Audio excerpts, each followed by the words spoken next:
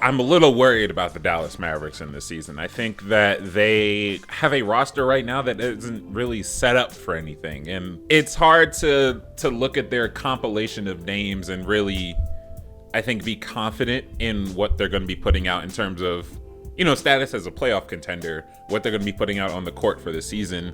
It's a little worrisome. If you're looking at the ages of this group, right? Like Luka's 24 years old, Josh Green is 22, Max is 21, Grant Williams is 24.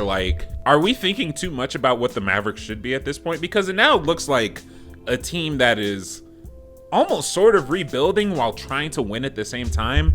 And I don't think you can do that. I don't think that's a formula for success. I think that when you have guys like Derek Lively and Max that you draft and want to play really early on in the preseason to see how they're going to fare, you're sending a message to a lot of teams like, okay, this team ain't going to really be serious. Like, we don't got to worry about them in a championship or deep playoff run context. This is just another team in the league. And I think when you have Luka Doncic and Kyrie Irving, that shouldn't be the case. But I think it is. And if the Mavs are going in the direction of trying to make a deep playoff run with this roster to start the season, they're putting a lot of pressure on their young guys. A lot of pressure on Max and a lot of pressure on Derek Lively to play ahead of progression, right? This is something I think will happen with the Denver Nuggets this season as well with Christian Brown and Peyton Watson.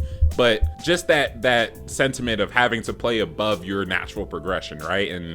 And be ahead of schedule for the team's sake now opens up these players to ridicule, opens up them to unfair criticism. And Jaden Hardy, of course, last season there was a lot of, make or miss with his minutes during the season. And I personally would like to see Jaden Hardy play more. I would like to see him be a constant rotation player. I think just with the names on the roster and the moves they've made this offseason, they're looking at the young guys to fill in these very specific slots.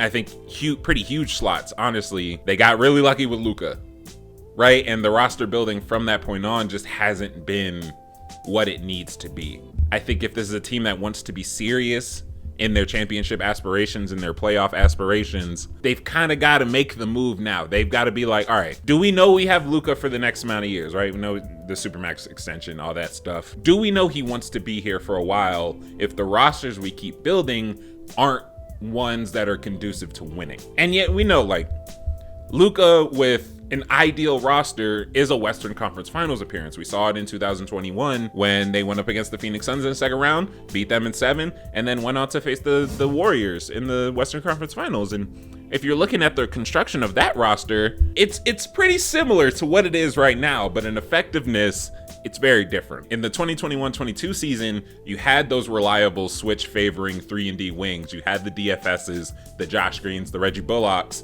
You had the secondary ball handler and scoring options in the Jalen Brunson and Spencer Dinwiddie. You had the lob targets with Dwight Powell, who was good at that point, and Maxi Kleber, who was healthy. You look ahead to now, just the on-paper construction of this Dallas Mavericks roster heading into this 2024 season.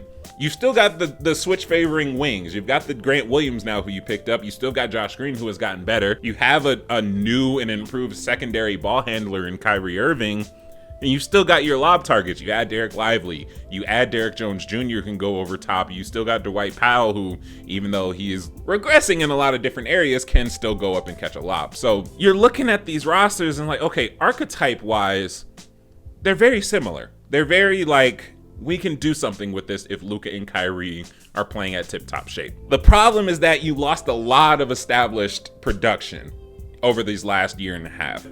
Dorian Finney-Smith, Spencer Dinwiddie, and Jalen Brunson were in the top 5 most important pieces when it came to that Western Conference Finals run. That is not a loss that can be taken lightly. In that year that they did make the Western Conference Finals, they were ranked number 7 in defense while still ranking bottom 5 in steals and blocks. So they were playing straight up good team basketball defense. Move ahead to this last season, they're 3rd in 3-pointers made. Their 2nd fewest turnovers per game in the league, but they're ranked number 25 in defense. And you see just how big a gap a defensive lap creates between a successful season and a season where you miss the playoffs. I hope they figure it out because I do want to see this team succeed. I want to see Kyrie. I want to see Luka Doncic succeed. I want these guys to get somewhere. I want to see good basketball coming out of Dallas. This year might be a little funky, but we'll see. I'm still going to watch. So Hey, Maxi Kleber's healthy. They got Grant Williams. They got Derek Lively, who's an exciting center. There's something to watch with the Dallas Mavericks. I'm just not sure if we should be expecting them to win this season. Let me know your thoughts.